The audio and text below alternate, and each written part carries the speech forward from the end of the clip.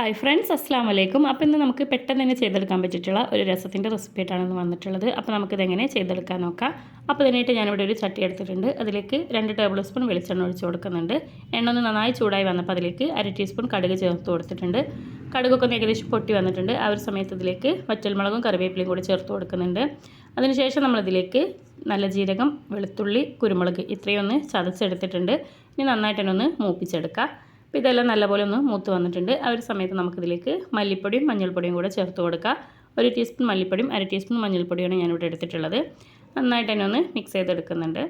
ഇനി നമുക്കിതിലേക്ക് ആവശ്യത്തിനുള്ള പുളിവെള്ളം ഒഴിച്ച് കൊടുക്കാം. നിങ്ങൾക്ക് എത്രയാണോ പുളി വേണ്ടത് അതിനനുസരിച്ച് നമുക്കിതിലേക്ക് പുളിവെള്ളം ചേർത്ത് കൊടുക്കാം. നന്നായിട്ട് തന്നെ ഒന്ന് മിക്സ് ചെയ്തെടുക്കുന്നുണ്ട്. ഇനി നമുക്കിതിലേക്ക് ആവശ്യത്തിനുള്ള ഉപ്പ് ചേർത്ത് കൊടുക്കുക. അതിൻ്റെ കൂടെ തന്നെ ഒരു മീഡിയം സൈസിലുള്ള തക്കാളിയും കൂടെ ചേർത്ത് കൊടുക്കുന്നുണ്ട്. ഇനി നമുക്കിത് നന്നായിട്ട് തന്നെ ഒന്ന് തിളപ്പിച്ചെടുക്കാം. അപ്പോൾ ഇതാ നമ്മുടെ രസമൊക്കെ നല്ലപോലെ തന്നെ ഒന്ന് തിളച്ച് വന്നിട്ടുണ്ട്. വളരെ സിമ്പിളായിട്ട് തന്നെ ചെയ്തെടുക്കാൻ പറ്റിയിട്ടുള്ള ഒരു രസമാണ്. പലരും പല രീതിയിലാണ് വെക്കുക. അപ്പോൾ ഞാൻ ചെയ്തെടുത്തിട്ടുള്ള ഒരു രീതിയാണ് ഇങ്ങനെ. വളരെ സിമ്പിളായിട്ട് എല്ലാവർക്കും ചെയ്തെടുക്കാൻ പറ്റിയിട്ടുള്ള ഒരു റെസിപ്പിയാണ്. അവസാനമായിട്ട് നമ്മൾ കുറച്ച് മല്ലിയിലയും കൂടി ചേർത്ത് കൊടുക്കുന്നുണ്ട്. അപ്പോൾ ഇത്രയും സിമ്പിളായിട്ടുള്ള ഒരു രസത്തിൻ്റെ റെസിപ്പിയാണ് ഞാൻ ചെയ്തെടുത്തിട്ടുള്ളത്. അപ്പോൾ തീർച്ചയായിട്ടും എല്ലാവരും ഒന്ന് ട്രൈ ചെയ്ത് നോക്കുക. വീഡിയോ ഇഷ്ടപ്പെട്ടാൽ ലൈക്ക് ചെയ്യാനും ഷെയർ ചെയ്യാനും മറക്കരുത്.